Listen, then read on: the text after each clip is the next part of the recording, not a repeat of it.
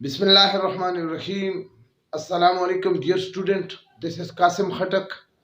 आज का हमारा टॉपिक है एसिलुलर लाइफ के हवाले से क्या है हमारे साथ virus evasion of immune system या पैरासिटिक नेचर ऑफ वायरस। ये एक ही टॉपिक है।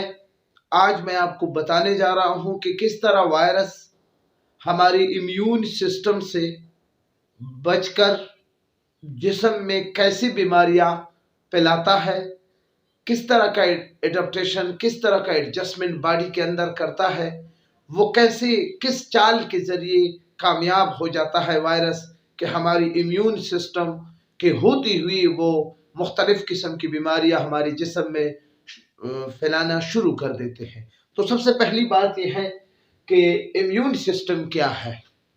डियर स्टूडेंट, आपको पता होना चाहिए कि जिस तरह डाइजेस्टिव सिस्टम हमारे जिस्म के अंदर डाइजेशन का प्रोसेस करता है, खुराक को डाइजेस्ट करके हमें एनर्जी देते हैं, और इसी तरह excretory system removal of waste product यानी हमारे जिस्म से चीज़ों को निकालता है, रेस्पिरेटरी सिस्टम के जरिए हम गैसियस एक्सचेंज करते हैं। इस तरह इम्यून सिस्टम के जरिए हम फॉरेन पार्टिकल जिसको एंटीजन कहा जाता है, फॉरेन पार्टिकल जिसको एंटीजन कहा जाता है, और अगर ये खतरनाक है, जरासीमों को फैलाता है, तो फिर हम इसको कहते हैं पैथोजन।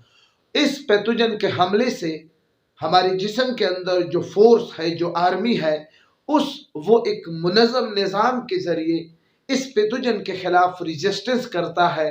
तो इस रेजिस्टेंस को हम कहते हैं इम्यूनिटी, और ये इम्यूनिटी जिस सिस्टम के जरिए किया जाता है उस सिस्टम को हम कहते हैं इम्यून सिस्टम। याद रखिए कि इसकी 3 लाइन है, first line of defence, second line of defence और थर्ड ऑफ डिफेंस। बहरहाल जितनी भी लाइंस है, ठीक है ना, ये इंशाल्लाह आप इसको डिटेल में इम्यूनिटी के चैप्टर में, फर्स्ट ईयर के इम्यूनिटी के चैप्टर में हम पढ़ेंगे।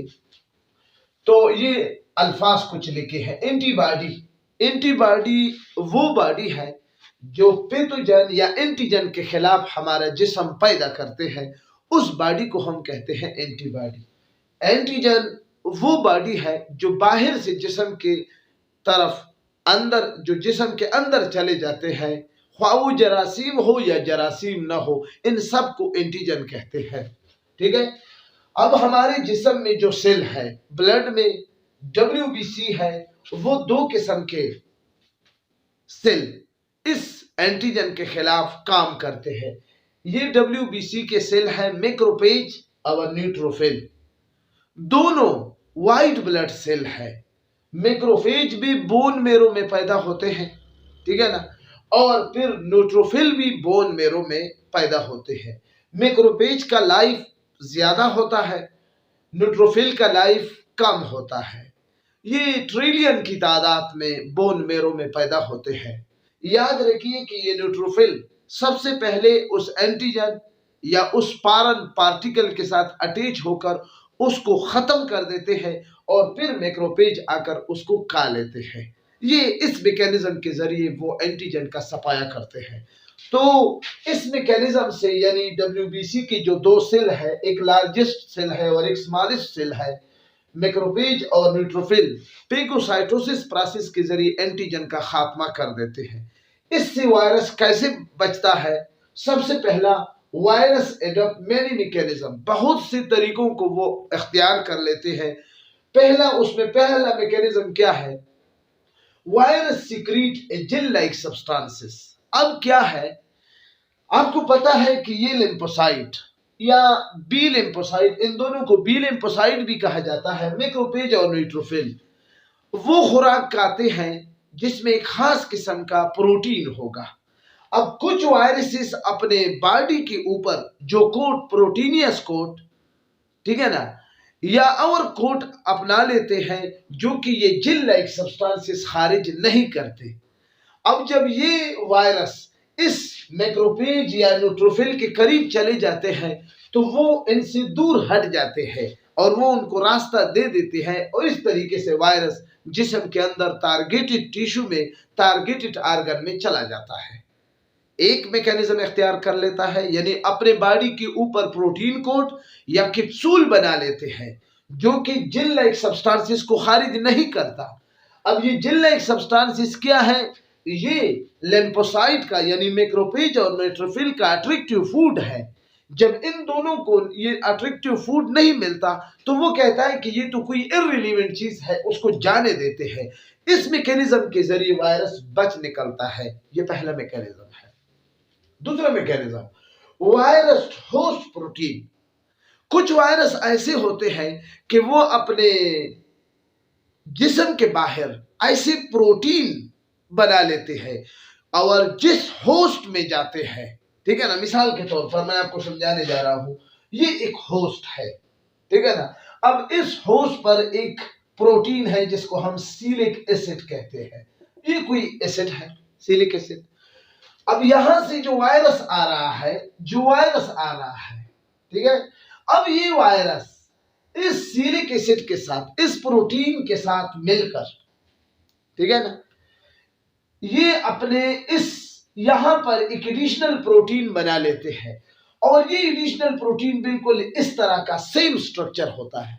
तो वो ये प्रोटीन जो सरफेस पर होता है, ये इस वायरस को इस वजह से जाने देते हैं, अंदर अलाउ कर लेते हैं। तो कुछ वायरस ये करके इस होस्ट यानी अपने होस्ट के प्रोटीन की तरह अपने जिस्म के बाहर वही प्रोटीन बनाकर होस्ट को कंफ्यूज कर देते हैं और अंदर चला जाता है। ये दूसरा मैकेनिज्म। तीसरा, वायरस का तीसरे बचने का जो मैकेनिज्म है वो ये है कि वो जहां भी जाता है अपने शेप को कॉन्स्टेंटली रेगुलरली चेंज करता रहता है, जिसकी वजह से हमारा इम्यून सिस्टम उसको पहचानने से कासिर हो जाता है। वो नहीं पहचान सकता, इसलिए उसकी रिकॉग्नाइज नहीं कर सकता, जिसकी वजह से वायरस अपने चेंजिंग शिप की वजह से अपने टारगेट में पहुंच जाता है। ये दूसरा मैकेनिज्म है। चौथा, वायरस इन होस्ट। अब देखो, हर वायरस का अपना होस्ट है। अब एक वायरस है जो हमारे स्टमक को खराब करता है, जब ये स्टमक पे पहुंचता है तो फिर नुकसान करता है। स्टमक के अलावा अगर ये लंग्स में है, ये नुकसान नहीं करता, पैसिव मैनर में होगा, या किसी और बॉडी पार्ट्स में है, लीवर में है या हार्ट में है या किडनी में है, तो वहां पर ये पैसिव फॉर्म में होगा। जब ये पैसिव फॉर्म में होगा तो हमारा इम्यून सिस्टम इस वायरस की इस ख्वाबीदा डोर्मेंट कंडीशन को देखकर वो कहता है कि ये तो वैसी चीज पड़ा है, इसलिए इसको कुछ नहीं कहता। लेकिन ये जैसे ही मौका पा लेता है तो फिर उस वायरस उस जगह से अपने टारगेट में पहुंचकर वही बीमारी कास कर लेती है। अब इम्यून सिस्टम तो इसको छोड़ देते हैं, जैसे ही ब्लड इस पर आता है तो वो ब्लड के जरिए उस अपने टारगेट टिश्यू में पहुंचकर अपना काम निकाल लेते हैं। तो ये 4 वायरस का क्या है, एडाप्टेशन के तरीके हैं। यानी पहला कि अपने बॉडी के ऊपर कैप्सूल या कोट लेकर, जो कि कोई जेल सब्सटेंस से सिक्रीट नहीं करता, ये एक मैकेनिज्म है, इसके जरिए बच जाता है वायरस। दूसरा, वायरस के बॉडी के ऊपर वायरस के आउटर मोस्ट जो प्रोटीन होंगे वो होस्ट के प्रोटीन के साथ सेम होंगे, फिर निकल जाता है। तीसरा, वायरस अपने शेप को बाकायदगी के साथ चेंज करता रहता है, फिर निकल जाता है। और आखिर में वायरस अपने होस्ट के सेल के अलावा किसी दूसरी जगह कोई इधर उधर की बात नहीं करता, कोई नुकसान नहीं करता, जिसकी वजह से इम्यून सिस्टम इसकी इस शराफत की वजह से इसको छोड़ देते हैं और फिर तब ये मौका पाकर ये अपने टारगेट टिश्यू में, टारगेट ऑर्गन में जाकर काम निकालता है। तो ये 4 मैकेनिज्म वायरस के इस तरह है कि हमारा इम्यून सिस्टम कंफ्यूजन का शिकार होकर हमारा जो आर्मी है, इम्यून सिस्टम में जो फोर्सेस है, जो एंटीबॉडी है, उसको ये कंफ्यूज करके निकल जाता है और आखिरकार हमारे जिस्म में बहुत बड़े बड़े बीमारियां जैसे एड्स, जैसे पोलियो, जैसे हार्प्स, जैसे मम्स, जैसे स्मॉल पॉक्स, इस तरह की बीमारियां पिलाकर जिस्म को तबाह बर्बाद कर देता है। ठीक है ना। अब आगे इंशाल्लाह नेक्स्ट टॉपिक हमारा लाइफ साइकिल ऑफ बैक्टीरियोफेज होगा कि किस तरह बैक्टीरियोफेज साइकिल अपने टारगेट को पहुंचकर एड्स जैसे खतरनाक और लाइलाज बीमारी को कास कर देता है ह्यूमन बीइंग में। इंशाल्लाह आप देखेंगे। वीडियो अच्छी लगी है तो लाजमी तौर पर वीडियो को लाइक करें और अगर चैनल में नए हो तो लाजमी तौर पर सब्सक्राइब करें। और वीडियो कमेंट बॉक्स मैंने आप लोगों के लिए खोला है, अगर इसमें कोई आपको प्रॉब्लम है, कोई कंफ्यूजन है तो लाजमी तौर पर क्वेश्चन करें। इजाज़त चाहता हूँ, आपके दुआओं का मुंतज़िर रहूँगा। Thank you for watching.